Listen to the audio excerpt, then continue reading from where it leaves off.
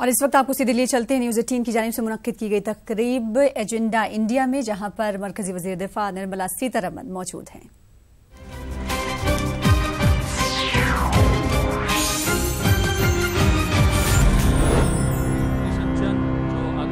किशन चंद जी हवलदार बलजीत सिंह के पिता हैं। 75 वर्षीय जन्नत से तो हम मिल चुके हैं। 7 वर्षीय जन्नत, 3 वर्षीय अर्नब, शिवम उनके नेव्यू हैं, वो भी हमारे बीच मौजूद हैं। ये परिवार है।